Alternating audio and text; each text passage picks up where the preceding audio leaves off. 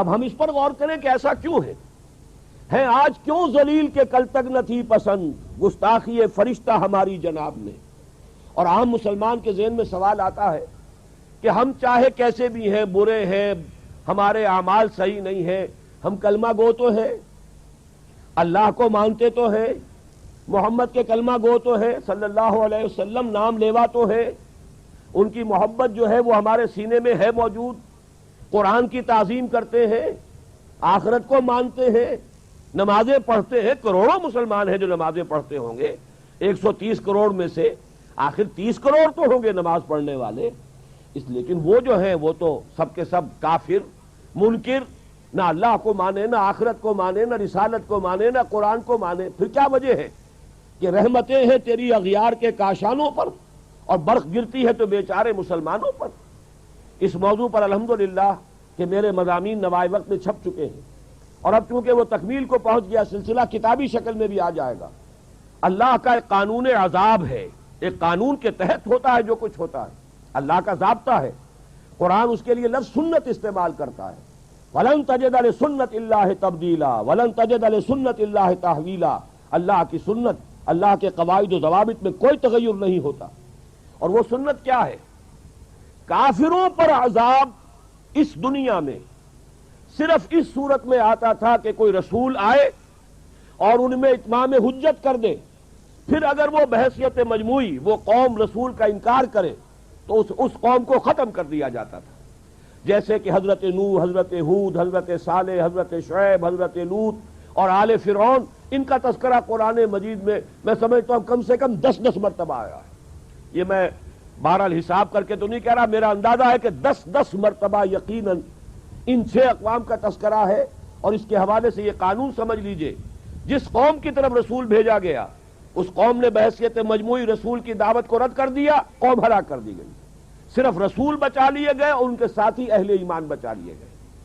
اب ظاہر بات ہے کہ اب تو کوئی رسول آئیں گے نہیں، لہذا اس نوع کا عذاب کسی کافر قوم پر نہیں آئے گا قیامت تک، اس لیے کہ کافروں پر عذاب کے لیے یہی قاعدہ ہے.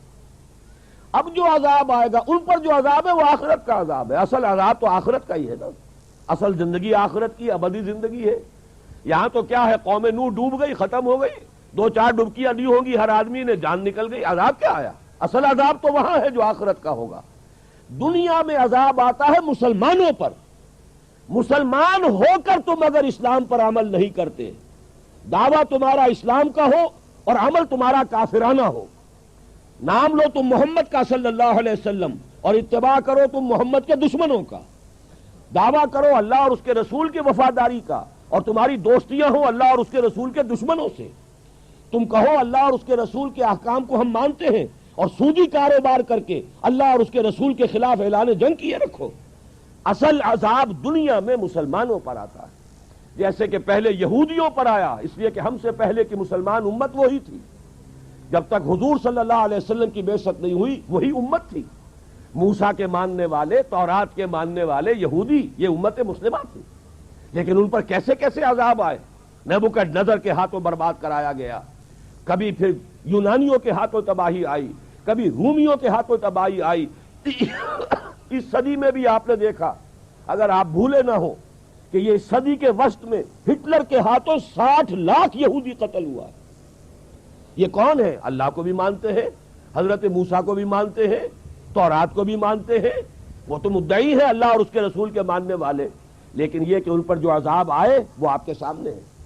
اسی طرح کا عذاب ہم پر آ رہا ہے کہ تم نام لیتے ہو ہمارا اور عمل تمہارے خلاف ہے. لما تقولون ما لا تفعلون کبر مقتا عند اللہ ان تقولوا ما لا تفعلون. کیوں کہتے ہو جو کرتے نہیں ہو؟ اللہ کے غضب کو اور اللہ کے غیظ کو اور غصے کو بھڑکانے والی ہے یہ بات کہ تم کہو جو کرتے نہیں. یہ ہے اصل سبب. اصل مجرم ہم ہیں، ہم دوہرے مجرم ہیں. ان کا جرم ایک ہے، انہوں نے انکار کر دیا، چھٹی ہوئی. ہم ہیں کہ جو ہر روز کہتے ہیں ایاک نعبد و ایاک نستعین، اور پھر اس دن میں 50 مرتبہ اللہ کا حکم توڑ رہے ہیں.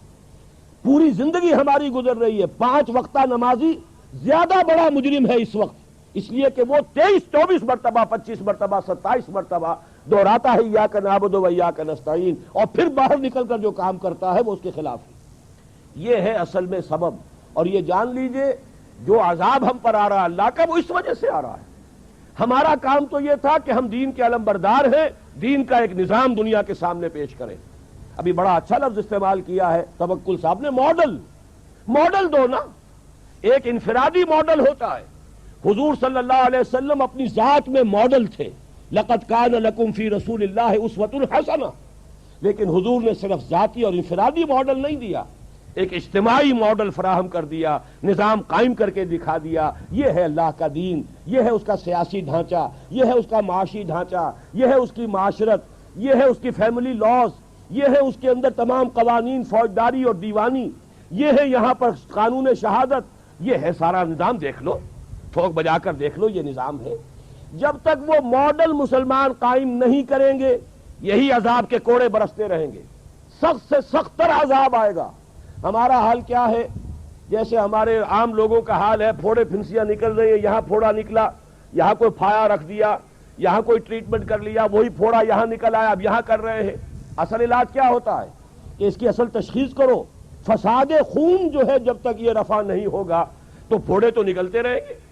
ایک جگہ کی پھنسی ٹھیک ہوگی دوسری جگہ نکل آئے گی, ایک جگہ کا پھوڑا جو ہے ٹھیک کرو گے دوسری جگہ نکل آئے گا. فساد خون, اس لیے کہ ساری خرابی خون میں. اسی طریقے سے جان لیجئے بوسنیا میں ہو رہا ہے, چندے کر لو پیسے بھیج دو, فلاں جگہ کچھ ہو گیا چندے کر لو پیسے بھیج دو. بہرحال یہ بھی کرنے کے کام ہے, کوئی برے کام نہیں ہے, لیکن یہ علاج نہیں ہے. یہ تو پھوڑوں پھنسیوں والا معاملہ ہے. چندے کتنے کچھ وہاں پہنچتے ہیں یہ بھی اللہ ہی کو پتا ہے, کتنے لوگ درمیان میں کھا جاتے ہیں. یہاں تو خیر پھر بھی پاکستان میں غنیمت ہے کہ ان کی اپنی ایمبیسی ہے اور ان کا اپنا نظام ہے, ورنہ یہ کہ جو کچھ اس ملک میں ہوتا ہے وہ اکثر لوگوں کے علم میں ہے, مجھے کچھ کہنے کی ضرورت نہیں. اس وقت کہنا یہ کہ یہ علاج نہیں ہے. علاج تو یہ کہ جو اصل جرم ہے اس کو ختم کرو, اور وہ جرم یہ ہے کہ تم نے پورے کرے ارضی پر کہیں بھی اللہ کا دین قائم کر کے نہیں دکھایا. تم نے کہیں بھی وہ ماڈل پیش نہیں کیا کہ دنیا دیکھ سکے کہ یہ ہے. جیسے کہ ابھی توکل صاحب کہہ رہے تھے, نو انسانی تو تلاش میں ہے, در بدر کی ٹھوکریں کھا رہی ہے.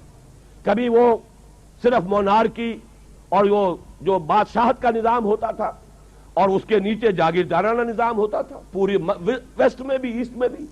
اس کے بعد فرانس کا انقلاب آیا, انہوں نے ایک جو بھی جمہوریت کہلاتی ہے نام نہاد اس کا تجربہ کیا, لیکن چونکہ وہ معاشی طور پر نظام غلط تھا, وہ سرمایہ داروں کی آمریت بن گئی, ڈکٹیٹرشپ آف دی کیپٹلسٹ. اس کے رد عمل میں کمیونزم آیا, وہ کمیونزم جو پارٹی ڈکٹیٹرشپ بن گئی, اب وہ بھی ختم ہو گیا. تو نوع انسانی تو تلاش میں ہے, لیکن یہ ہے کہ جن کے پاس وہ نظام ہے وہ تو در حقیقت یوں سمجھیے کہ خزانے کا سانپ بن گئے. خزانے کا صندوق ہے, اس میں خزانہ ہے, اوپر سانپ بیٹھا ہوا ہے. نہ تو وہ اس سے خود فائدہ اٹھا سکتا ہے, اس کے لیے وہ سونا چاندی بیکار, لیکن کسی کو قریب بھی نہیں آنے دے گا. یہی حال آج امت مسلمہ کا ہے. وہ خزانہ ہمارے پاس ہے, کتاب و سنت ہے, نظام خلافت ہے, لیکن نہ ہم اس سے خود استفادہ کر رہے ہیں اور نہ ہی دنیا کو استفادہ کرنے دے رہے ہیں. سب سے بڑی رکاوٹ ہم بن گئے.